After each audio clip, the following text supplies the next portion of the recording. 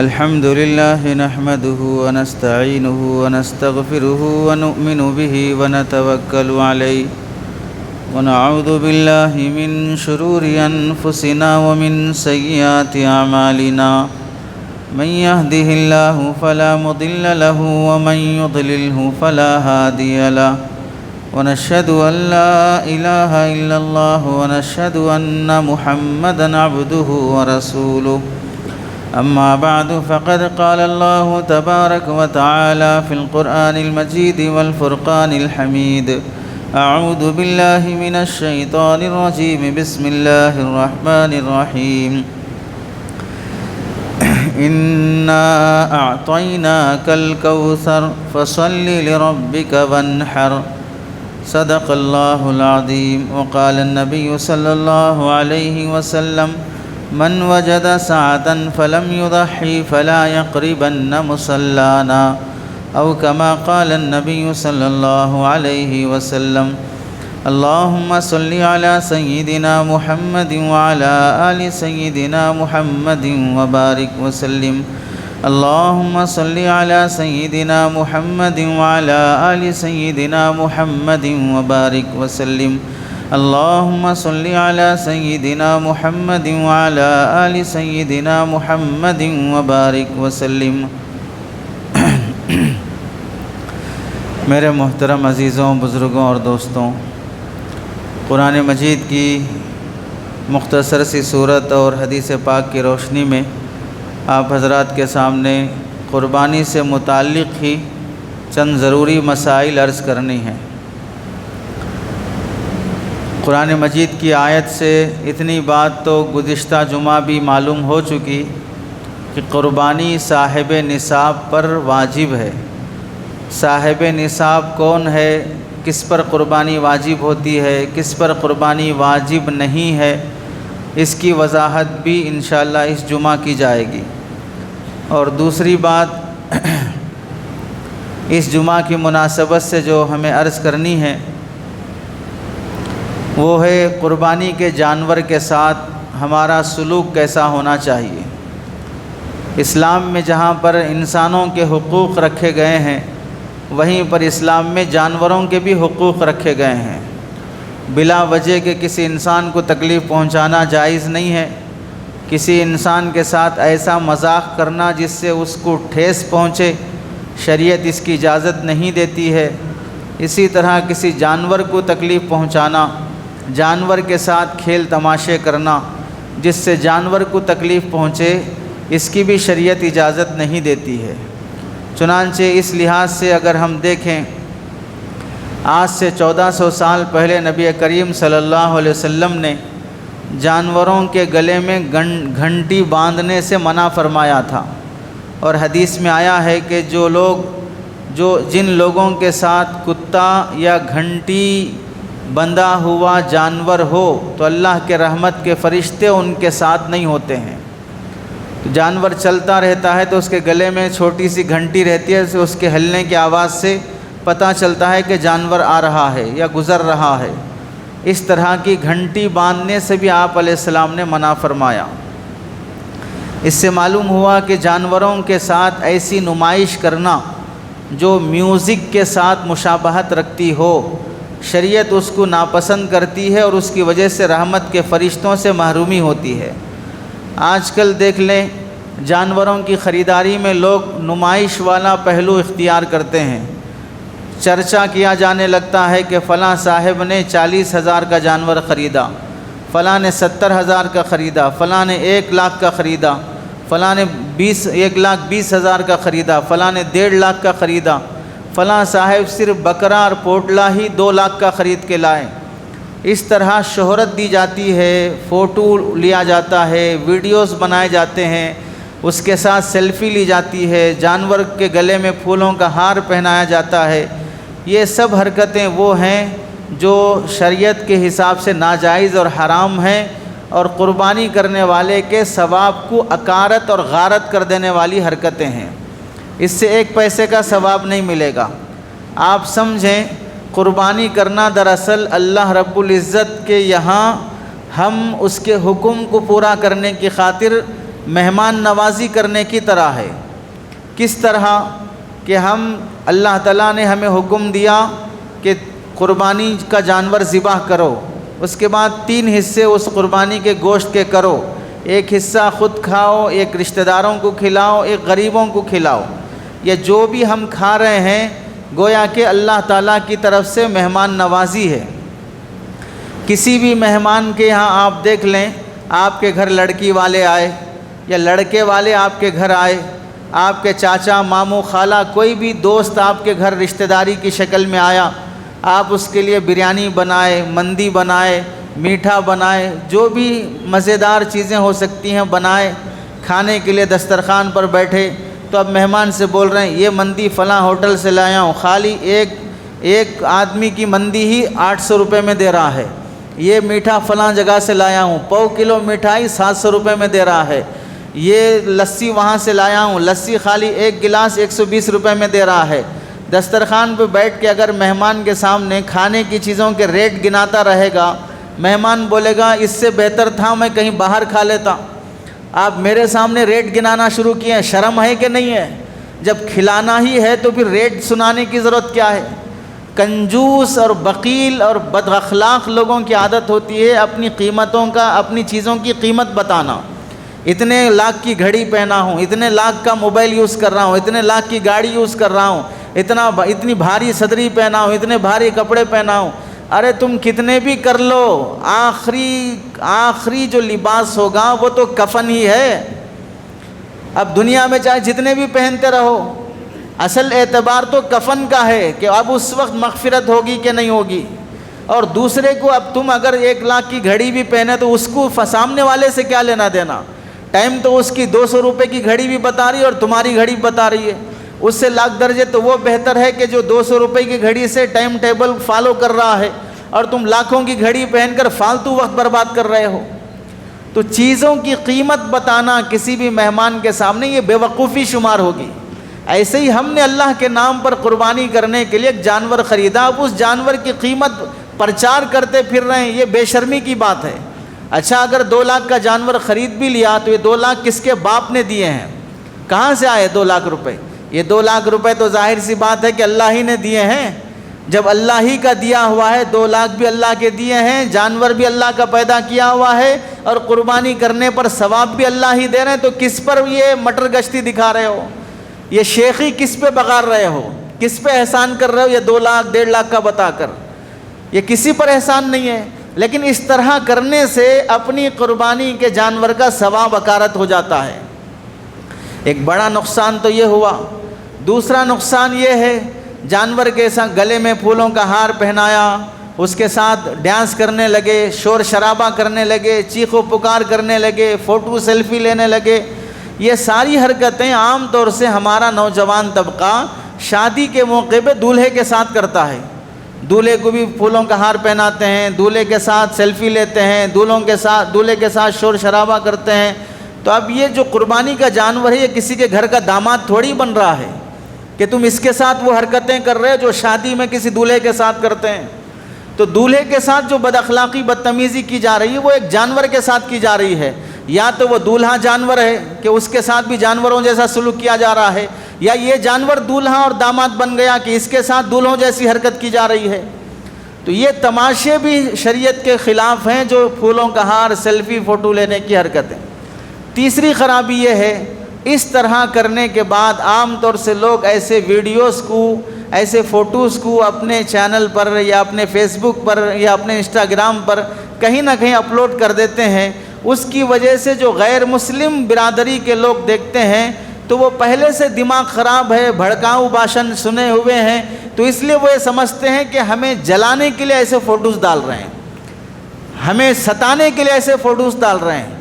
تو اس سے نفرتیں بڑھیں گی، آپس میں دوریاں اور دشمنیاں پیدا ہوں گی، اور 1 پیسے کا فائدہ نہ اللہ کی طرف سے ثواب ملنے والا ہے، نہ لوگوں کی طرف سے تعریف ہونے والی ہے۔ جب بھی کسی کے سامنے یہ تذکرہ آتا ہے کہ فلاں صاحب نے 2 لاکھ کا جانور خریدا، تو یہی کہیں گے کہ بھئی کیا ضرورت تھی، یہی کہیں گے اب ہم نے اپلوڈ کیا واہ واہی کے خاطر، تعریف کے خاطر پرچار کیا، واہ واہ واہی، وہاں سے تعریف تو ملنے والی نہیں رہی، کوئی واہ واہ بولنے والا نہیں رہا، ہر کوئی تمہیں برا ہی کہنے والا رہا، تو دنیاوی مقصد میں بھی ناکام ہو گئے، آخرت کے مقصد میں بھی ناکام ہو گئے۔ اس واسطے جانور کے ساتھ ایسی حرکت نہیں کرنا چاہیے۔ دوسری بات، قربانی کے جانور کو باندھنے کی مناسب جگہ کا انتخاب کرنا چاہیے۔ جانور خرید کے لانے کے بعد پہلی تو بات یہی ہے کہ خرید کر لانے کا طریقہ بھی ڈھنگ کا ہونا چاہیے۔ اس سلسلے میں گزشتہ جمعہ بھی وضاحت آئی۔ اب اگر لا ہی رہے ہیں، جیسے بکرا خرید کے لائے، تو لانے کا طریقہ یہ ہے کہ اسے بائک میں نہ لائیں، آٹو سے لائیں۔ 300 روپے، 400، 500 روپے جائیں گے، وہاں کنجوسی دکھانے کے بجائے بہتر یہ ہے کہ آٹو سے لا لیں۔ گاڑی میں لا رہے ہیں تو بکرے کو الٹا لٹکا دیا یا بیچ میں لٹکا دیا، اس کا منہ کبھی زمین سے لگ رہا ہے، کبھی ٹانگ اس کی زمین سے لگ رہی ہے، جہاں سگنل پڑا بکرا پکار رہا ہے، آزو بازو والے لوگ دیکھ رہے ہیں، غیر مسلم بھی دیکھ رہے ہیں، تو پھر وہ لوگ سمجھیں گے کہ حکایت اللطیف فارسی کی ایک چھوٹی سی کتاب ہے، اس میں قصہ لکھا ہوا ہے۔ بادشاہ اپنے شہزادے کے ساتھ ایک ہنسانے والے، لطیفہ بولنے والے شخص کو لے کر جنگل میں شکار کے لیے نکلا۔ سردی کا موسم تھا، تو تینوں اپنے جسم پر چوغا پہنے ہوئے تھے جس سے سردی سے بچا جا سکے۔ دوپہر جب ہونے لگی، گرمی جب شروع ہوئی، تو تینوں نے، بادشاہ اور اس کا وزیر اور اس کا بیٹا، دونوں نے نکال کے جو لطیفے بولنے والا تھا اس کے کندھے پہ اپنا چوغا ڈال دیا۔ ظاہر سی بات ہے، ایک آدمی کے جسم پر 3 آدمیوں کا چوغا ہے، تو بادشاہ نے، اب وہ چونکہ لطیفے بولنے والا تھا، اسے دیکھ کے کہا، لگتا ہے تمہارے اوپر ایک گدھے کا بوجھ ہے، یعنی اتنا تمہارے اوپر وزن ہو گیا جتنا ایک گدھے پر سامان لاد کر لے جایا جا سکتا ہے۔ تو وہ بھی لطیفے والا تھا، اس نے کہا ایک گدھے کا نہیں بلکہ 2 گدھوں کا بوجھ ہے۔ بادشاہ ایک گدھا ہو گیا اور اس کا بیٹا ایک گدھا ہو گیا، 2 گدھوں کا بوجھ ہے۔ بالکل ایسا ہی لگتا ہے کہ جب وہ بکرے کو بیچ میں بٹھا کر لا رہے ہیں تو ایک بکرا نہیں آ رہا، 3 بکرے آ رہے ہیں۔ ایک بکرا گاڑی چلا رہا ہے، ایک بکرا پیچھے بکرے کو پکڑ کے بیٹھا ہے، اصل میں جو بکرا ہے وہ بیچارہ معصوم بیچ میں ہے۔ تو لانے کا یہ طریقہ بھی بکروں کا طریقہ نہ ہو، انسانوں کو لانے کا طریقہ ہو۔ وہ قربانی کا جانور ہے، اللہ کے نام پہ قربان ہونے والا ہے، اس کا احترام کرنا چاہیے۔ اس لحاظ سے 200، 300، 500 بچانے کی خاطر پوری سڑک 5 کلومیٹر، 8 کلومیٹر گاڑی سے، بائک سے لے کے آ رہا ہے، ہر جگہ بکرا پکار رہا ہے، لوگ دیکھ رہے ہیں، عجیب تماشے کی طرح لگ رہا ہے۔ تو لانے کا ڈھنگ ہی سلیقے والا ہونا چاہیے۔ دوسرا، لانے کے بعد باندھنے کی جگہ مناسب ہونی چاہیے۔ مناسب جگہ کا مطلب کیا ہے؟ اپنے گھر میں قربانی کرتے ہو تو گھر میں باندھو، گھر کا صحن، گھر کا کچھ حصہ 3 دن 4 دن کے لیے خالی کر دو۔ یہ اللہ کے نام پہ کی جانے والی قربانی ہے۔ اپنی طرف سے قربانی کا جانور لا رہے ہیں لیکن سڑک پہ باندھ رہے ہیں۔ سڑک پر جانور گوبر کرے گا، پیشاب کرے گا، گھاس ڈالا جائے گا، پھر پانی ڈالا جائے گا، وہ پانی، پیشاب، گوبر، گھاس سب مل کر اب سڑک پر جب وہ بہتا ہے، بدبو آتی ہے، چکناہٹ رہتی ہے، گندگی رہتی ہے۔ اب اگر ادھر سے کوئی بائک لے کے گزرا، وہ گندی گوبر کے، پیشاب کے چھینٹے کپڑے پر پڑے، نماز نہیں ہوگی، اور اگر وہ پھسل کر گر گیا تو ہاتھ پیر ٹوٹ جائے گا، سارے محلے میں اور سڑک پر بدبو عام ہونا شروع ہو جائے گی۔ اب کہیں کس کو کہیں گے؟ پورا مسلمانوں کا ایریا ہے، منہ نہیں کھول سکتے۔ ایسا لگتا ہے جیسے کہ ہندوؤں کے تہوار میں، گنیش کا کوئی تہوار چل رہا ہو، ہولی دیوالی چل رہی ہو، پوری گلی ہندوؤں کی ہو اور وہاں رنگ رنگیلیاں، کچرا، تماشے ہو رہے ہوں۔ ایک مسلمان وہاں پر خوف کے عالم میں گزر جاتا ہے، کچھ نہیں بول سکتے، ان بدماشوں کو اب کیا کر سکتے ہیں۔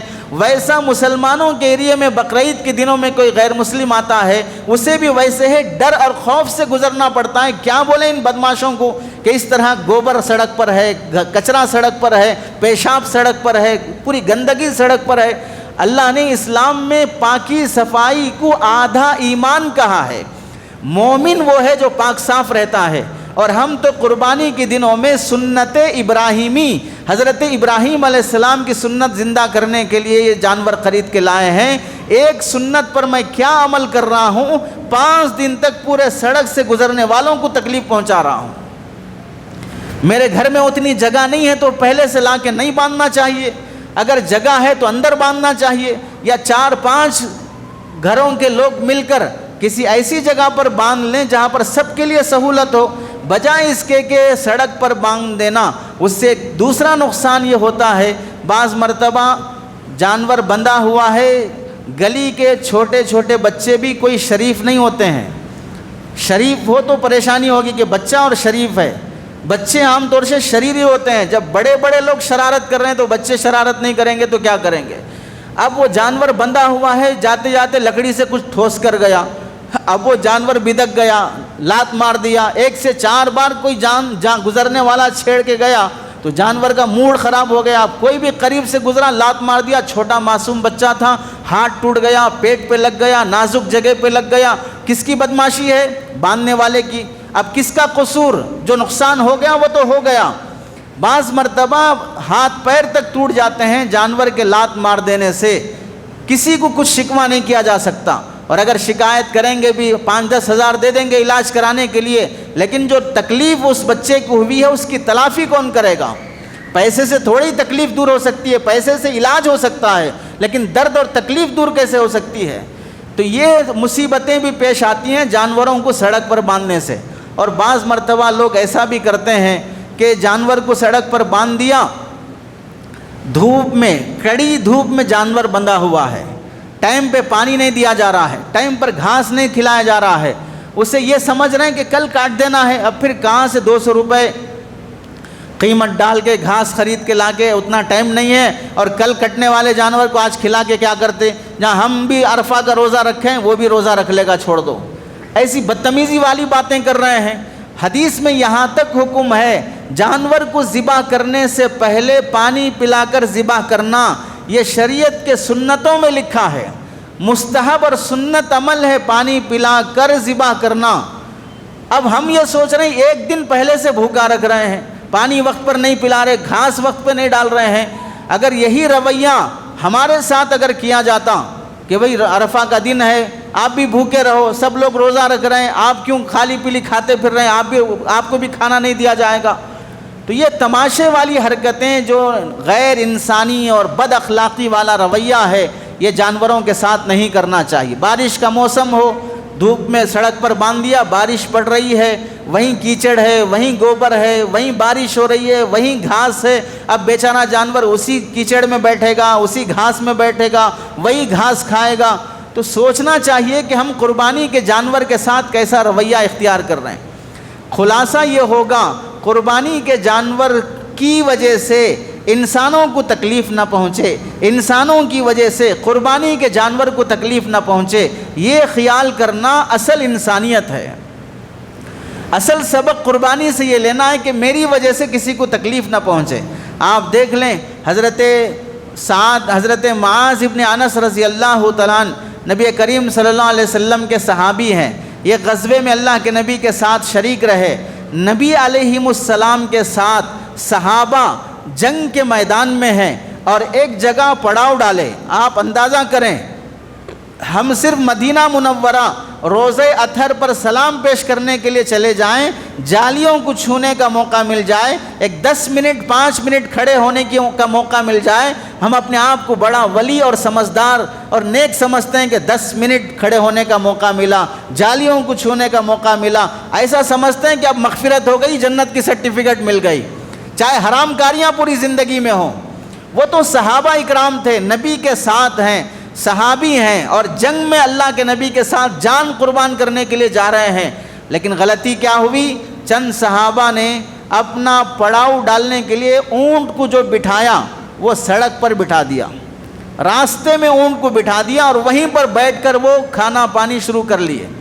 سرکار دو عالم صلی اللہ علیہ وسلم کو پتہ چلا کہ صحابہ میں سے بعض سڑک پر اونٹ کو بٹھا دیے ہیں اور آنے جانے والوں کو تکلیف ہو رہی ہے، تو آپ علیہ السلام نے کیا فرمایا؟ جہاد جیسا عمل جہاں شہید کے خون کا قطرہ زمین پر گرنے سے پہلے اللہ اس کی مغفرت فرما دیتے ہیں۔ آپ علیہ السلام نے فرمایا جو شخص بھی سڑک پر اپنے جانور کو بٹھایا یا خود بیٹھا اور آنے جانے والوں کا راستہ تنگ کر دیا یا بند کر دیا، اسے سمجھ لینا چاہیے کہ اللہ اس کے جہاد پر کوئی ثواب نہیں دے گا۔ نبی کے ساتھ جنگ میں شریک ہونے پر بھی کوئی ثواب نہیں ملے گا۔ کتنا بڑا جرم ہے گزرنے والے راستے کو تنگ کر دینا یا بند کر دینا۔ اب تو بعض لوگوں کا حال یہ ہے، گلیوں کی گلیاں جام کر دیتے ہیں، ٹینٹ لگا دیتے ہیں، 4-5 آمنے سامنے گھر والے مل کر قربانی کر رہے ہیں تو چاروں مل کر ٹینٹ لگا دیں گے، نہ ادھر سے کسی کو آنا نہ ادھر سے کسی کو جانا۔ کیا اتنے 4 دن کے واسطے یہ سڑک کسی کے باپ کی جاگیر تو نہیں بن جائے گی؟ سارے محلے والوں کو گزرنا ہے، بستی والوں کو گزرنا ہے۔ ایک جانور کیا ذبح کر رہے ہو، اس کی وجہ سے 4 دن تک سڑک جام کر کے رکھے ہیں۔ سرکار دو عالم صلی اللہ علیہ وسلم فرماتے ہیں جہاد کا بھی ثواب نہیں ملے گا۔ اب آپ سمجھ لیجئے، قربانی جہاد سے بڑا کوئی افضل عمل نہیں ہے، قربانی جہاد سے بڑی کوئی عبادت نہیں ہے۔ جب راستے کی تکلیف دینے والوں کو جہاد کا ثواب نہیں ملے گا تو ہمیں اور آپ کو قربانی کا ثواب کیا ملے گا؟ اس لحاظ سے ہمیں اپنے قربانی کے جانور سے کسی کو تکلیف نہیں پہنچانا چاہیے۔ جانور خریدنے میں اس بات کا بھی لحاظ رکھا جائے کہ ہمارے جانور خریدنے کی وجہ سے کسی کو تکلیف نہ ہو۔ بیچنے والے کبھی وزن سے بیچتے ہیں، خوب پانی پلا دیتے ہیں، شراب تک پلا دیتے ہیں، زبردستی پائپ رکھ کر اس میں چارہ گھسا دیتے ہیں تاکہ جانور وزن میں جب تولا جائے تو زیادہ بھاری اور وزنی لگے۔ اس طرح کی جانوروں کی حرکت جانور کے ساتھ نہیں کرنا چاہیے، جانور کے ساتھ انسانوں جیسا پیش آنا چاہیے۔ چند پیسے کمانے کی خاطر سامنے خریدنے والا کوئی مندر میں بلی دینے کے لیے نہیں لے جا رہا ہے، وہ اللہ کے نام پر ذبح کرنے کے لیے لے جا رہا ہے۔ جب تم نے طے کیا ہے کہ میں وزن سے بیچوں گا تو جتنا وزن جانور کا ہے اس وزن کا لحاظ رکھو۔ وزن بڑھانے کی خاطر زبردستی کسی کو ٹھوس کر، اب آپ دیکھیں ہندوستان کی تاریخ میں لکھا ہے بعض مرتبہ مجرموں کو سزا کھانا کھلا کر دی جاتی تھی۔ بڑا 10-20 آدمیوں کا کھانا سامنے رکھ دیا جاتا، اب اس مجرم سے کہا جاتا کہ پورا کھانا ختم کرو، نہیں ختم کر سکتا تو اس کے منہ میں پائپ رکھ کر کھانا اندر گھسایا جاتا، جس سے اس کی سانس اٹک جاتی اور اسی میں اس کا انتقال ہو جاتا۔ اس سے کیا معلوم ہوا؟ ضرورت سے زیادہ انسان کو غذا اگر ٹھوسی جائے گی تو اس سے جان جا سکتی ہے۔ ہم وہ حرکت جانوروں کے ساتھ کر رہے ہیں جس سے اس کو تکلیف پہنچتی ہے۔ صرف کس واسطے؟ 4 کلو وزن بڑھ جائے گا تو ایک 5,000 2,000 3,000 1,500 روپے مجھے زائد مل جائیں گے۔ یہ حرام کاری سے پیسے ملنے والے پیسوں سے کوئی برکت نہیں آتی ہے۔ حرام طریقے سے حاصل کی جانے والے پیسوں میں اللہ نحوست اور مصیبت اور بیماری ہی رکھتے ہیں، اس میں کوئی راحت اور برکت نہیں رکھتے ہیں۔ بیچنے والوں کو سلیقے سے بیچنا چاہیے، خریدنے والوں کو بھی چاہیے کہ لحاظ رکھ کر خریدیں۔ ایسا نہیں کہ ہر کوئی پلان بنا کے آ رہا ہے، مارکیٹ میں ریٹ گر گیا ہے، دیکھو کیسا فلاں گنڈے اور فرقہ پرست طاقتیں پکڑ کے لے جا رہی ہیں اور قربانی کی خاطر چھوٹا موٹا جانور بھی خرید کے ذبح کر دے رہے ہیں۔ اس سلسلے میں یاد رکھیں، جانور اگر بکرا خرید رہے ہیں، بکرا بکری خرید رہے ہیں، 1 سال مکمل ہونا ضروری ہے۔ 1 سال سے اگر 1 دن بھی کم ہوگا قربانی جائز نہیں ہوگی۔ گائے بیل بڑا جانور خرید رہے ہیں قربانی کی خاطر تو اس میں 2 سال مکمل ہونا ضروری ہے۔ 2 سال سے 1 دن بھی کم ہوگا قربانی جائز نہیں ہوگی۔ اونٹ اگر ذبح کر رہے ہیں 5 سال کا ہونا ضروری ہے، 5 سال سے 1 دن بھی کم ہوگا قربانی جائز نہیں ہوگی۔ مینڈھا اور دمبا خرید رہے ہیں، اس کا بھی 1 سال ہونا چاہیے، اور اگر 1 سال کا نہیں ہے، 6 مہینے کا ہے، 7 مہینے کا ہے، 8 مہینے کا ہے، لیکن دکھنے میں 1 سال کے جیسا ہیوی اور موٹا تازہ دکھ رہا ہے تو اس مینڈھے اور دمبے کی قربانی بھی درست ہو سکتی ہے۔ لیکن اگر 6 مہینے سے 1 دن بھی کم ہوگا تو پھر اس جانور کی بھی قربانی جائز نہیں ہوگی۔ اب ہم پیسہ بچانے کی خاطر نہیں ہوگا 1 سال کے قریب کا ہوگا، 2 سال کے قریب کا ہوگا، قریب کا نہیں 2 سال مکمل ہونا چاہیے۔ اب ہم کیسا معلوم کریں گے؟ 1 دن بھی کم نہیں ہے تو اس کی ڈیٹ آف برتھ تھوڑی لکھ کے رکھا جاتا ہے، اس کا آدھار کارڈ تھوڑی ہوتا ہے کہ اس کا ہم 1 دن بھی مانیں۔ جب اتنی تمیز اور عقل نہیں ہے تو پھر کرنا کیا چاہیے؟ بکرا 2 سال کا خریدو، 1.5 سال کا خریدو، گائے 3 سال کی خریدو، 2.5 سال کی خریدو، اونٹ ذبح کرتے ہو تو 6 سال کا خریدو۔ جب 2 سال کمپلیٹ ہونے کا یقین پیدا نہیں ہو رہا ہے تو 3 سال تک جاؤ، 1 سال کمپلیٹ کا نہیں ہو رہا ہے تو 1.5 سال تک جاؤ، تاکہ ہماری قربانی محفوظ رہے۔ ایسا نہ ہو کہ ہماری قربانی قبول ہونے سے محروم ہو جائے۔ تو اس کا لحاظ خریدنے میں، قربانی ادا ہو جائے اس کا لحاظ رکھ کر خریدنا چاہیے۔ قربانی خریدنے میں اللہ کے نبی علیہ السلام نے فرمایا، جو جانور خریدا جاتا ہو اللہ تعالیٰ اس جانور کا جس طرح دھیان رکھا جاتا ہے اس پر اللہ کی طرف سے بخشش اور مغفرت کے فیصلے ہوتے ہیں۔ آپ دیکھ لیں، ایک پیاسے کتے کو پانی پلانے والی عورت کی اللہ نے مغفرت فرما دی، ایک بلی کو بھوکی پیاسی تڑپا کر رکھنے والی دیندار عورت کو اللہ نے جہنم کا فیصلہ کر دیا۔ معلوم ہوا کہ جانوروں کو تکلیف نہیں دینا چاہیے۔ اس لحاظ سے اللہ کے نبی علیہ السلام فرماتے ہیں، ایک حدیث میں آپ علیہ السلام سے دریافت کیا گیا، یا رسول اللہ کیا جانوروں کی تکلیف دور کرنے میں بھی ہمارے لیے ثواب ہے؟ ہم کسی جانور کو تکلیف سے بچا لیں تو ہمیں اللہ ثواب دے گا؟ تو آپ علیہ السلام نے فرمایا، ہر زندہ جانور یا انسان کسی کی بھی تکلیف دور کرو گے، اسے راحت پہنچاؤ گے، اللہ اس پر بھی ثواب دے گا۔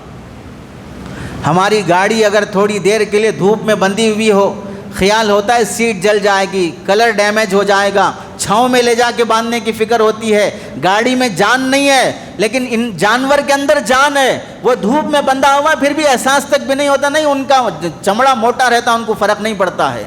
جب اللہ تعالیٰ ٹھکائی کریں گے تب چمڑا بھی موٹا کر دیں گے اور ٹھکائی بھی ہوتی رہے گی۔ اس لیے جانوروں کے ساتھ سلوک انسانوں جیسا کریں۔ نبی کریم صلی اللہ علیہ وسلم نے ان تعلیمات کی روشنی میں ہمیں سمجھنا چاہیے، صفائی ستھرائی کا بہت اہتمام۔ آج کے دن سے بھی یا جب سے جانور خریدے ہوں، ہمارے جانور کے گوبر، گھاس اور اس کے پیشاب کی وجہ سے گلی اور سڑک میں کسی طرح کی گندگی نہ ہو۔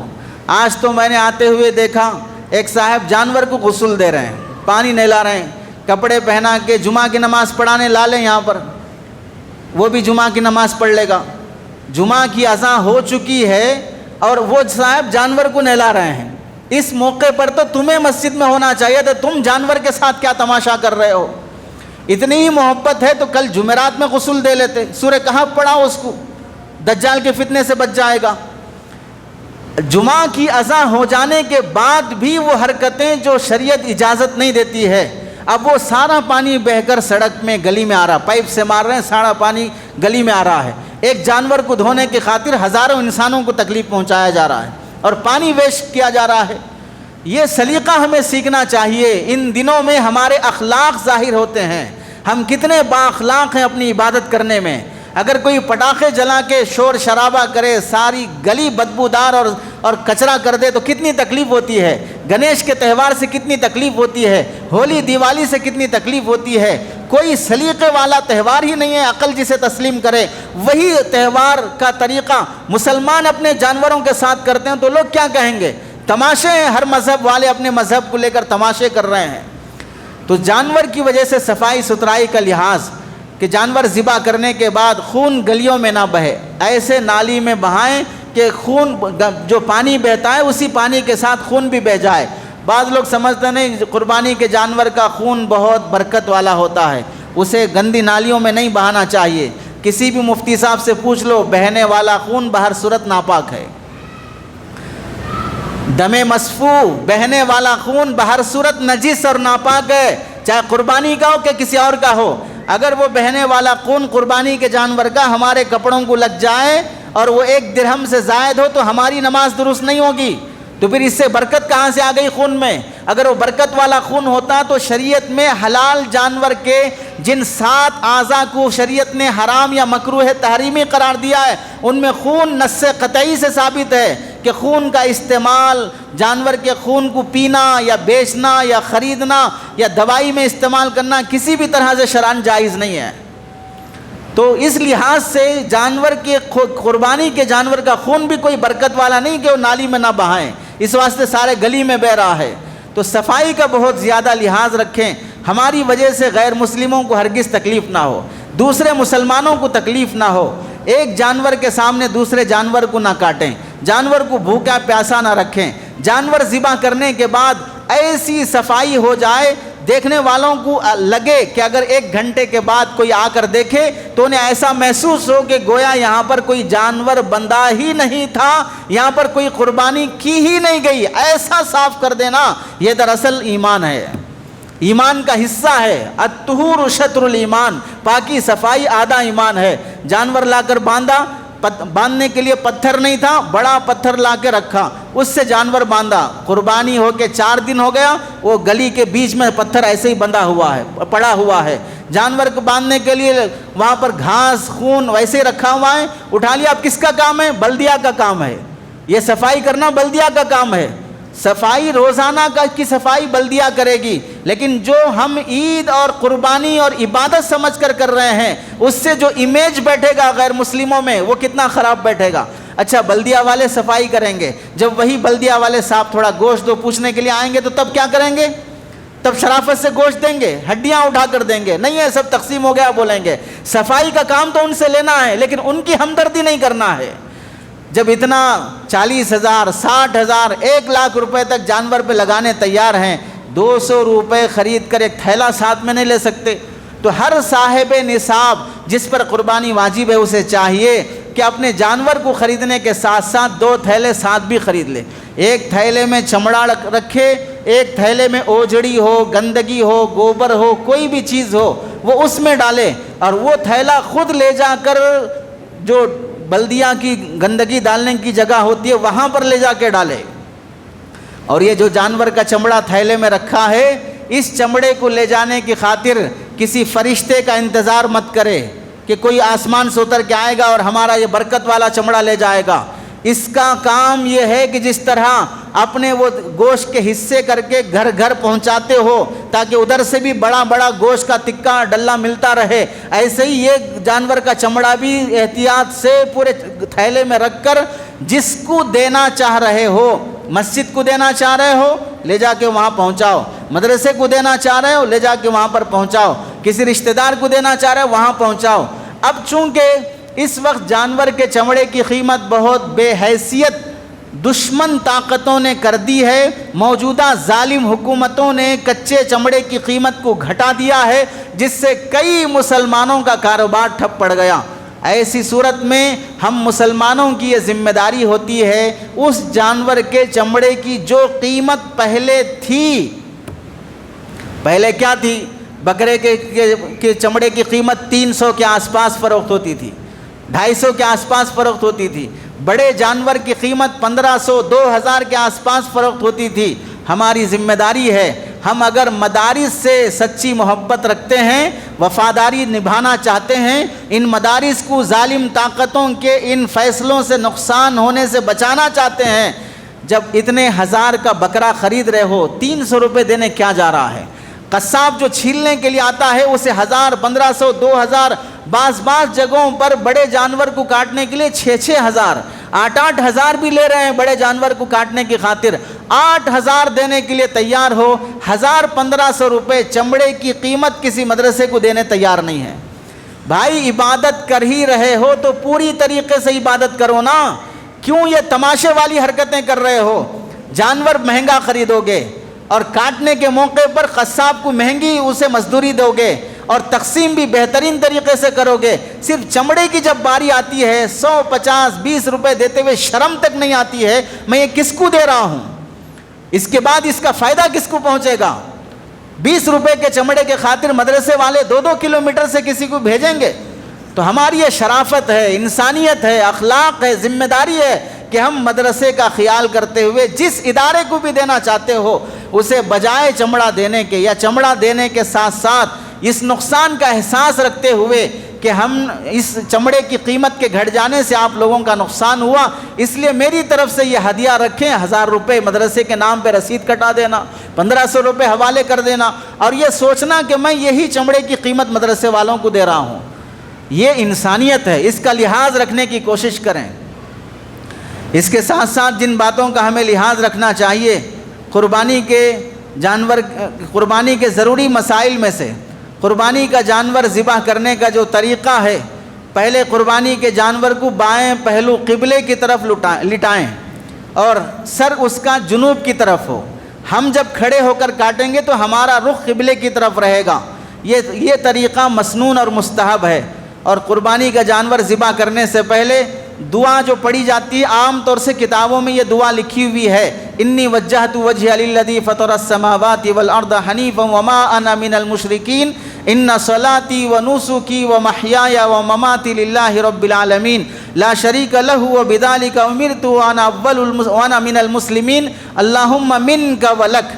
اتنا پڑھ کر پھر بسم اللہ اللہ اکبر کہہ کر جانور ذبح کریں گے۔ ذبح کرنے کے بعد یہ دعا پڑھی جائے گی، اللہم تقبلہ منی کما تقبلت من حبیبک محمد وخلیلک ابراہیم علیہ الصلاۃ والسلام۔ اور اگر یہ پوری دعا کسی کو نہیں آتی ہے، آتی بھی نہیں ہے، کھانے کی نہیں آتی ہے، ٹکا کے کھا کے اتنا کولیسٹرول بڑھ گیا، شوگر بڑھ گیا، بی پی بڑھ گئی، اب تک کھانے کی دعا نہیں سیکھا ہے، پانی کی دعا نہیں آتی ہے، کپڑے پہننے کی دعا نہیں آتی ہے، سال میں ایک مرتبہ ذبح کرنے کی دعا کہاں سے آ جائے گی؟ اگر نہیں آتی ہے تو صرف اور صرف بسم اللہ اللہ اکبر کہہ کے کاٹیں گے تو بھی قربانی بھی ادا ہو جائے گی، جانور بھی حلال ہو جائے گا۔ ذبح کرنے سے پہلے نیت کر لینا چاہیے کہ کس کی طرف سے ذبح ہو رہا ہے، اپنی طرف سے یا اپنے رشتہ دار کی طرف سے یا فلاں دوست کی طرف سے۔ اگر دوسروں کی طرف سے ہو تو اللہم تقبلہ منی کی جگہ پر من کہہ کر اس کا نام لینا چاہیے، بس یہ طریقہ ہے۔ دوسرا مسئلہ، آج صبح 9 ذی الحجہ کی صبح فجر کے بعد سے لے کر 13 ذی الحجہ کی عصر تک جو معمول ہے، ہر فرض نماز کے بعد تکبیرات تشریق، اللہ اکبر لا الہ الا اللہ واللہ اکبر وللہ الحمد، یہ پڑھنا ہر مکلف شخص پر واجب ہے، امام ہو، مقتدی ہو، منفرد ہو، مقیم ہو، مسافر ہو، مرد ہو، عورت ہو، شہری ہو، دیہاتی ہو، حاجی ہو، غیر حاجی ہو، صحت مند ہو، بیمار ہو، سب پر پڑھنا واجب ہے۔ بھول گئے تو بعد میں یاد آئے تو فوراً پڑھنا چاہیے۔ گھر کی عورتوں کو بتا دو ان 5 دنوں کا یہ ذکر واجب ہے، ہر نماز کے بعد اہتمام سے پڑھنا۔ عورت اگر پاک نہیں ہے، نماز نہیں ہے تو اس کو بھی پڑھنا چاہیے۔ نماز کے لیے طہارت شرط ہے، باقی ذکر کے لیے طہارت شرط نہیں ہے، تو یہ ذکر وہ بھی کرنے کا اہتمام کر لے۔ اور جو شخص صاحب نصاب جس پر قربانی واجب ہوتی ہے، اسے پہلا یہ سمجھ لیں جس کے پاس 8 تولے 7 گرام 480 ملی گرام سونا ہے اس پر قربانی واجب رہے گی، یا 61 تولہ 2 گرام 360 ملی گرام چاندی ہے اس پر قربانی واجب رہے گی، یا اس کے پاس چاندی کے ریٹ کے برابر کیش پیسہ جیب میں ہے، پیکٹ میں ہے، بینک میں ہے، چٹی میں ہے، کہیں اگر پوسٹ آفس میں جمع ہے، کہیں پر بھی رکھا ہوا ہو، اس کے پاس کیش کہیں پر بھی ہو، اس پر بھی قربانی واجب ہوگی۔ چاندی کے ریٹ کے حساب سے 1 کلو چاندی آج کل انڈیا اور تلنگانہ میں 57,000 چلر چل رہا ہے، 97,000 کچھ رقم۔ اس لحاظ سے اگر کسی کے پاس 60,200 کے آس پاس 60,000 مان لیں، اس کے پاس پیسہ کیش رکھا ہوا ہے یا چٹی میں پے کیا ہوا ہے یا LIC میں پے کیا ہوا ہے یا انشورنس میں پے کیا ہوا ہے یا کسی اور ہنڈی فنڈ میں جمع کیا ہوا ہے، پوسٹ آفس میں جمع کیا ہوا ہے، چٹ فنڈ میں جمع کیا ہوا ہے، کہیں بھی رکھا ہوا ہو اس پر قربانی واجب رہے گی۔ میرے پاس نہیں ہے، فلاں جگہ پر کوئی فرق نہیں پڑے گا، ضرورت پڑے گی تو فلاں جگہ سے لا لو گے، اب بھی ضرورت ہے 3 دن میں قربانی کرنا، تو یہ کیش کسی کے پاس موجود ہو۔ اسی طرح اگر کسی کے پاس سونا بھی نصاب کا نہیں، چاندی بھی نصاب کی نہیں، دونوں ملا کر 60,000 کو پہنچ جاتے ہوں تو اس پر بھی قربانی واجب ہے۔ اگر یہ بھی نہیں ہے، کسی کے گھر میں ایکسٹرا سامان ویسٹ پڑا ہوا ہے جو یوز میں نہیں آتا، صرف شو کے واسطے رکھا ہوا ہے، جھومر لٹک رہا ہے گھروں میں، اس کی قیمت اگر 60,000 کی ہو تو اس کی وجہ سے بھی مالک مکان پر قربانی واجب ہو جائے گی۔ ایکسٹرا گاڑی رکھی ہوئی ہے جو یوز میں نہیں آ رہی ہے، ایکسٹرا فریج اور واشنگ مشین رکھی ہوئی ہے جو یوز میں نہیں آ رہی ہے، ان سب ویسٹیج سامان کی قیمت 60,000 کو پہنچے تو اس پر قربانی واجب ہو جاتی ہے۔ بالخصوص اس مسئلے میں عورتیں بہت کوتاہی کرتی ہیں، عورتوں پر بھی اس مسئلے میں لحاظ رکھنا چاہیے، ان پر بھی قربانی واجب ہے۔ اگر کوئی آدمی تاجر ہے، تجارت کرتا ہے اور اس کی تجارت کا جو بھنڈال ہے جو اس کا سرمایہ ہے، وہ سرمایہ اگر 60,000 کی ریٹ یا اس سے زائد کو پہنچ جاتا ہو تو اس پر بھی قربانی واجب ہو جاتی ہے۔ اس لحاظ سے ہم سمجھیں قربانی کے واجب ہونے میں بہت احتیاط برتنی چاہیے، اپنے مسائل کو علماء سے پوچھنا چاہیے۔ جو لوگ کہتے ہیں جس پر زکوٰۃ واجب ہے اس پر قربانی واجب ہے، جس پر زکوٰۃ واجب نہیں ہے اس پر قربانی واجب نہیں ہے، یہ اصول بیان کرنے کا حق کہاں سے آ گیا؟ پہلی بات تو ہے کہ اصول ایک عام مفتی صاحب بھی بیان نہیں کر سکتے، اصول تو فقہا جو فقہ میں مہارت رکھتے ہیں وہ اصولی گفتگو کر سکتے ہیں۔ تم نے کہاں سے یہ اصول گھڑ لیا؟ زکوٰۃ اور قربانی میں بہت فرق ہے۔ زکوٰۃ واجب ہونے کے لیے مال کا مال نامی ہونا شرط ہے، قربانی واجب ہونے کے لیے مال نامی ہونا شرط نہیں ہے۔ یعنی زکوٰۃ صرف سونا چاندی کیش اور بزنس کے پیسے پر واجب ہوگی، اور قربانی واجب ہونے کے لیے سونا چاندی بزنس کا پیسہ ضروری نہیں ہے، گھر کا ویش سامان ہے تو بھی قربانی واجب ہو رہی ہے۔ پتہ چلا زکوٰۃ اور قربانی میں فرق ہے، اور زکوٰۃ واجب ہونے کے لیے اس مال کا 1 سال گزرنا بھی شرط ہے، اور قربانی واجب ہونے کے لیے 1 سال گزرنا شرط نہیں ہے۔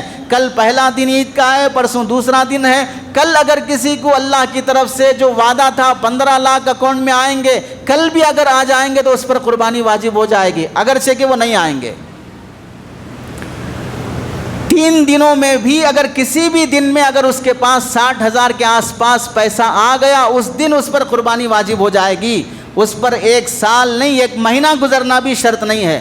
اس واسطے قربانی کے مسئلے کو ہلکے میں نہ لیں، مسائل پوچھ لیں علماء سے۔ اور قربانی جس پر واجب رہتی ہے اس سلسلے میں آپ علیہ السلام نے فرمایا کہ مستحب یہ ہے فلا یاخذن شعرا ولا یقلمن ظفرا، مسلم شریف کی حدیث ہے، وہ اپنے بال نہ کاٹے، مونچھ نہ نکالے، ناخن نہ نکالے۔ فقہا نے دیگر احادیث کے پیش نظر اس حکم کو مستحب لکھا ہے۔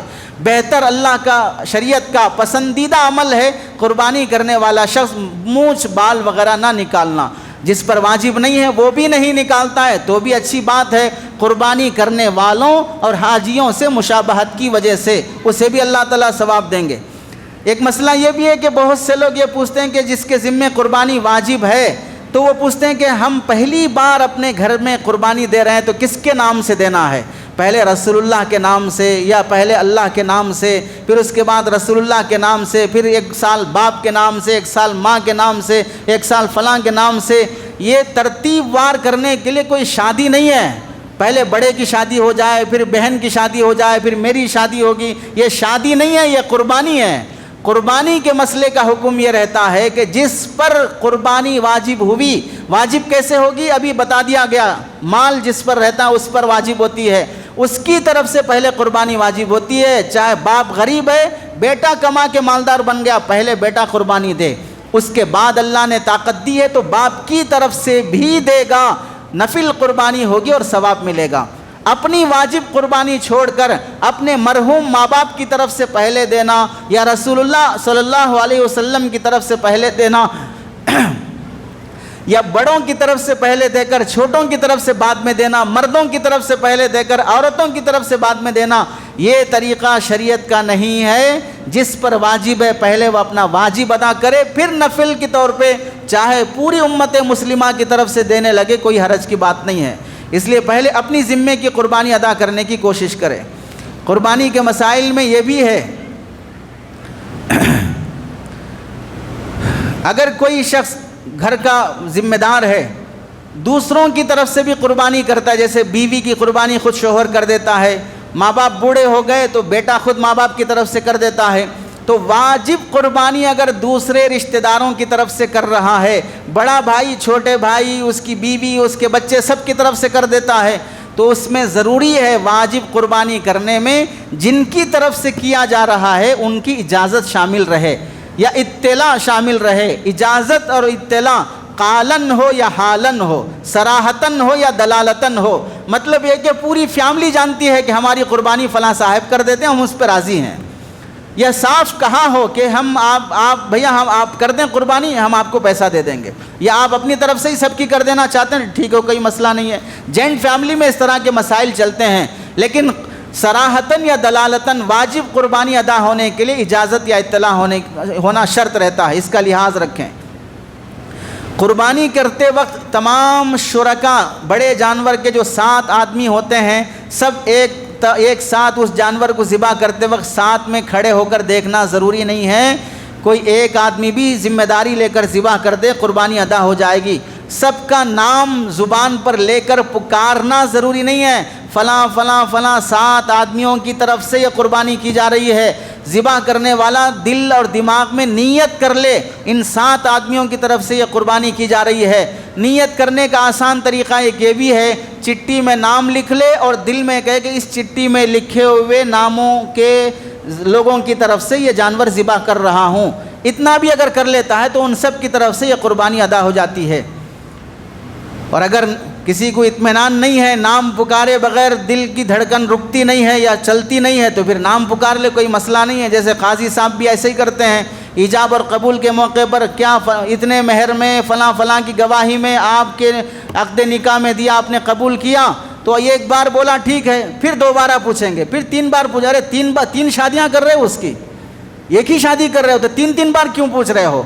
کیوں 3 بار جب تک نہیں پوچھیں گے اس وقت تک پبلک کو بھی سکون نہیں ملے گا۔ تو ایک تو شادی ایجاب اور قبول نکاح ہونے کی خاطر، اور باقی 2 سب کو ٹھنڈا کرنے کی خاطر۔ تو ویسا اگر کسی کو اطمینان دلانا ہو تو ٹھیک ہے، ویسے نام لے لے زبان سے۔ قربانی کے مسائل میں اس بات کا بھی لحاظ رکھنا چاہیے کہ جانور کے گلے پر چاقو چلاتے وقت جس کا ہاتھ چاقو سے لگے گا ان سب پر بسم اللہ پڑھنا واجب ہوگا، اور اگر ایک بسم اللہ پڑھے گا، باقی 2 اور چاقو پر ہاتھ رکھیں لیکن وہ بسم اللہ نہیں پڑھے، تو قربانی کا جانور حلال ہی نہیں ہوگا۔ قربانی ادا ہونا تو دور کی بات، جانور ہی حلال نہیں ہوگا، اب اس کا گوشت کھانا بھی جائز نہیں ہوگا۔ اس لیے ذبح کرتے وقت صرف ایک آدمی چاقو چلائے، قصاب کو ہاتھ رکھنے کا موقع نہ دے، کسی ہاتھ پیر پکڑنے والے کو چاقو پر ہاتھ رکھنے کی اجازت نہ دے، ایک ذمہ دار چلائے، اور وہی پورے 4 رگیں جن کا کٹنا ضروری ہے، کم از کم 3 رگیں بہر صورت کٹنا ہوگا۔ 2 رگیں کٹیں گی تو جانور حلال نہیں ہوگا، 3 رگیں کٹنا بہر صورت ضروری ہوگا۔ تو اس لحاظ سے قربانی کے جانور پر ذبح کرتے وقت چاقو پر ہاتھ رکھنے ہر ایرے غیرے کو اجازت نہ دیں۔ 10 ذی الحجہ سے لے کر 12 ذی الحجہ کی مغرب تک ذبح کرنے کا ٹائم ہے، بس 10، 11، 12 3 دن ہے ذبح کرنے کے خاطر۔ 12 ذی الحجہ کی مغرب ہو گئی، اب جانور ذبح کریں گے، وہ قربانی نہیں ہوگی، ذمہ ادا نہیں ہوگا، وہ صدقہ شمار کیا جائے گا، اس کے ذمے قربانی واجب رہے گی۔ 3 دن بہت کافی، آدمی کو روشنی اچھی ہے رات میں بھی ذبح کر لو، 24 گھنٹے اللہ نے دیے ہیں۔ رات میں مکروہ فقہا نے اس واسطے لکھا ہے کہ روشنی نہ ہونے کی وجہ سے رگیں کٹنے میں کہیں کمی باقی رہ جائے، اس واسطے فقہا نے مکروہ لکھا ہے۔ باقی روشنی اچھی تیز ہو تو رات میں بھی قربانی کی جا سکتی ہے، اس میں کوئی حرج نہیں ہے، لیکن 3 دن ہی رہیں گے، اس سے زیادہ نہیں رہیں گے۔ اور قربانی کا جانور ذبح کرنے میں بقرعید کی نماز ہونے سے پہلے قربانی کرنا شہر میں جائز نہیں ہے۔ ہاں اگر پورے شہر میں کسی ایک جگہ پر بھی نماز عید ادا ہو گئی، میں اگرچہ کہ نماز عید نہیں پڑھا ہوں، شہر میں ہو گئی فلاں جگہ پر، اب میں پہلے قربانی کر کے اس کے بعد میں عید پڑھنے کے لیے جاؤں تو بھی درست ہے۔ قربانی درست ہونے کے لیے پہلے عید کی نماز ادا کرنا ضروری نہیں ہے، لیکن پہلے عید کی نماز کہیں نہ کہیں ادا ہونا ضروری ہے، اس کا لحاظ رکھا جائے۔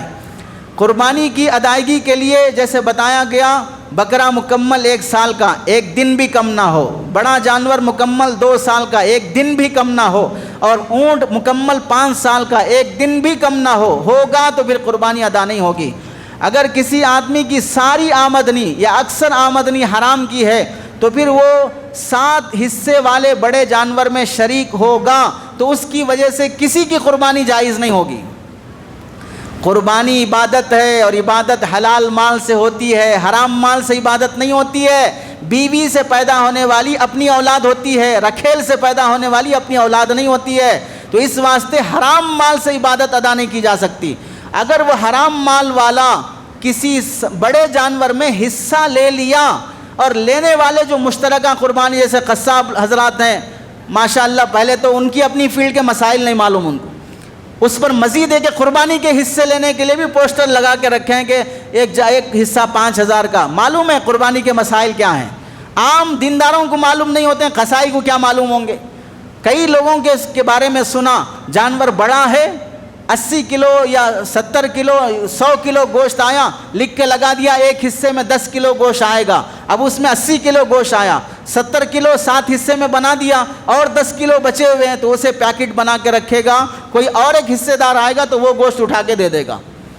قربانی حصے گوشت کے وزن کر کے دینے کا نام نہیں ہے، ذبح کرتے وقت فلاں کی طرف سے ذبح ہونا یہ قربانی ہے، وہ تو نہیں کیا، خالی گوشت اٹھا کے دے رہا ہے۔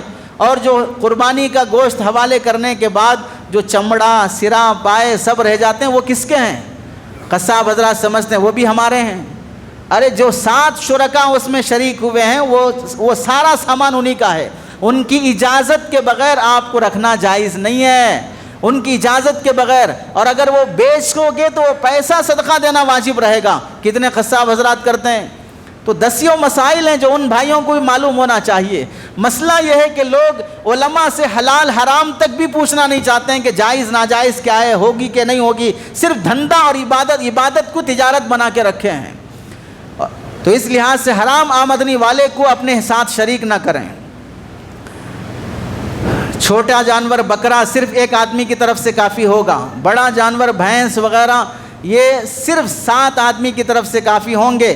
بکرے میں 1 سے زائد ہو جائیں گے اور بڑے جانور میں 7 سے زائد ہو جائیں گے، یا بڑے جانور میں جو 7 حصے ہیں ان میں کوئی ایک حصہ ایسا آدمی لے لے جس کا نظریہ یہ ہے کہ پورے گھر کی طرف سے ایک حصہ بھی کافی ہو جائے گا، اس کی وجہ سے بھی کسی کی قربانی درست نہیں ہوگی۔ تو اس لحاظ سے جو لوگوں کا دماغ خراب ہے یہ سمجھتے ہیں کہ مفتیان اکرام ممبر پہ بیٹھ کے وہ صحیح شریعت بیان نہیں کرتے ہیں، انہیں معلوم ہونا چاہیے صحیح شریعت جاہلوں کے پاس، کارپینٹر کے پاس، ٹیلر کے پاس، سبزی بیچنے والے کے پاس، جھاڑو مارنے والے کے پاس نہیں رہتی ہے۔ پوری شریعت علماء اور مفتیان اکرام کے پاس رہتی ہے، وہ زندگیاں کھپاتے ہیں، وہ صحیح نہیں بولے گا۔ درہم اور دینار کمانے کے خاطر جا کے چپل گھس کے جو لایا ہے وہ صحیح شریعت بول دے گا۔ جو پیٹرول کے پیسے لے کر آئے گا، حضرت اکابر نے یہی فرمایا تھا، پیٹرول کا پیسہ ہے صاحب، جہاں جائے گا آگ لگا کے رکھے گا۔ پیٹرول کا پیسہ ہے، جہاں جائے گا آگ لگا کے رکھے گا۔ فتنہ مچا کے رکھ دیا شریعت کے مسائل میں۔ تو اس واسطے جو ایسے لوگ شریک ہو جائیں گے جو سمجھتے ہیں کہ پورے گھر کی طرف سے ایک حصہ بھی کافی ہو جائے گا، اس کی طرف سے اس کی وجہ سے کسی کی قربانی درست نہیں ہوگی، اس کا لحاظ رکھنا چاہیے۔ شریک ہونے والے 7 شرکاء میں سے کسی ایک کی بھی نیت صرف گوشت کھانے کی ہو تو بھی قربانی ادا نہیں ہوتی ہے۔ ہمیں اس کا بھی لحاظ رکھنا چاہیے کہ بڑے جانور میں اگر کوئی عقیقے کی نیت سے، قربانی کی نیت سے، ولیمے کی نیت سے بھی حصہ لیتا ہو تو بھی قربانی، ولیمہ، عقیقہ سب ادا ہو جائے گا۔ یہ سب چیزیں عبادت ہی ہیں، ولیمہ سنت ہے، عقیقہ بھی مستحب ہے، قربانی بھی سنت ہے، یہ سب چیزیں عبادت کے قبیل سے ہیں۔ ہاں اگر کوئی ختنے کی رسم کرنے کے خاطر قربانی میں حصہ لیا تو اس سے کوئی قربانی ادا نہیں ہوگی، کسی کی قربانی ادا نہیں ہوگی۔ قربانی کے جانور اگر اجتماعی اور مشترکہ طور پہ کرتے ہوں، وزن کر کے گوشت تقسیم کرنا واجب ہے۔ اندازے سے اگر گوشت تقسیم کیا جاتا ہے تو پھر یہ ناجائز اور حرام ہے، ناجائز اور حرام ہے۔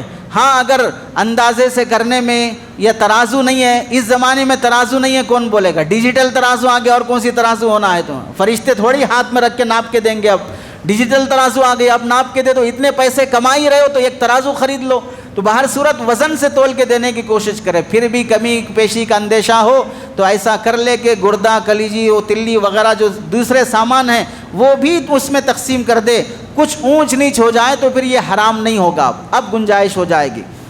بڑے جانور میں 7 آدمی آخری ہیں، 7 سے کم بھی شریک ہو کے قربانی کر سکتے ہیں، یعنی 5 آدمی مل گئے، 3 آدمی مل گئے، 2 آدمی مل کے شریک ہو کے ذبح کر رہے ہیں تو بھی قربانی ادا ہو جائے گی۔ جانور خریدنے کے بعد شریک کرنے کی کوشش کریں۔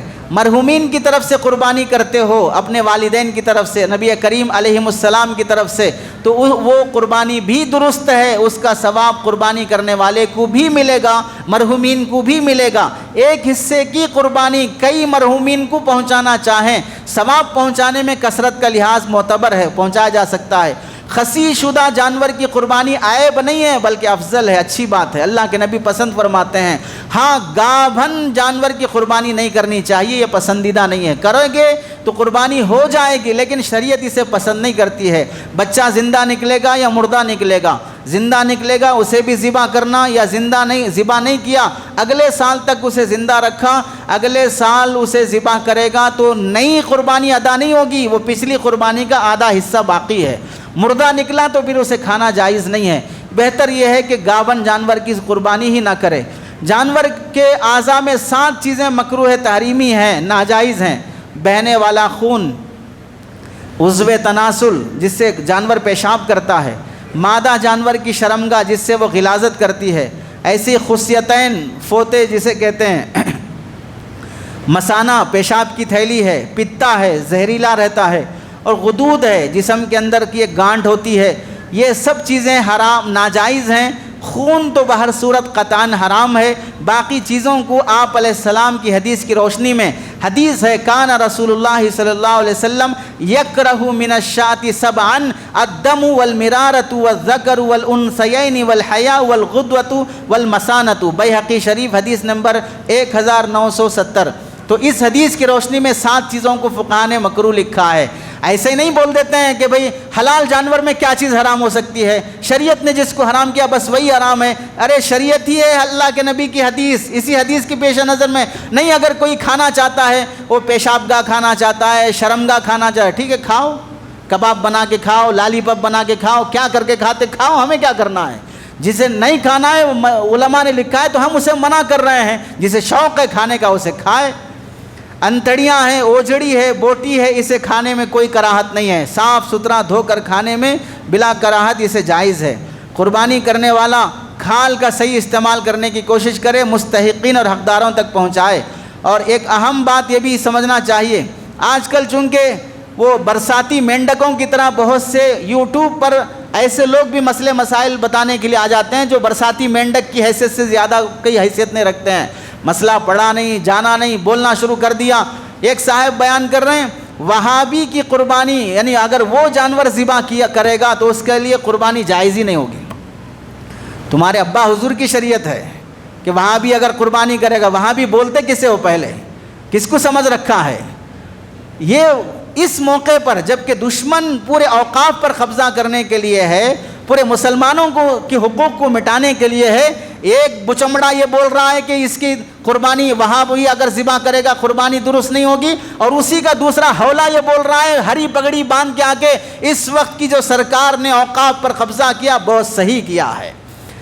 آج تک مسلمانوں کو جو انصاف نہیں ملا وہ انصاف آج کی حکومت نے دیا ہے۔ کتنا تلوے چاٹو گیا اور کتنا چاٹو گیا، اور شریعت کی تمیز دھجیاں اڑاتے ہوئے حق اور باطل کا فرق سمجھے بغیر ابھی بھی مسلکی فرقہ واریت میں پڑے ہوئے ہیں، ابھی بھی مسلکی تشدد میں پڑے ہوئے ہیں۔ اور پھر یہ لوگ عاشق رسول، جوتے ماریں گے کل قیامت کے دن فرشتے اگر عاشق رسول ہونے کا نام بھی لیں گے۔ صرف پگڑیاں ہری باندھ لینے سے عشق رسول پیدا نہیں ہو جاتا ہے، عشق رسول کے لیے سنتوں والی زندگی چاہیے، علم چاہیے، تقوی طہارت چاہیے، وہ تو نہیں رہا۔ پوری حرام خوری سیاستدانوں کے ٹکڑوں پہ پلنے کی رہے گی، اور پھر اس کے بعد یہ سارے حرام حلال کی تمیز کے بغیر مسائل بیان کرتے جائیں گے۔ اس لیے اس کا لحاظ رکھتے ہوئے فرقہ واریت کو ہوا دیے بغیر پوری شریعت کو قابو میں اور عمل میں لانے کی کوشش کریں۔ اللہ سے دعا ہے کہ اللہ عمل کی توفیق نصیب فرمائے۔ آمین۔ وآخر دعوانا ان الحمد للہ رب العالمین۔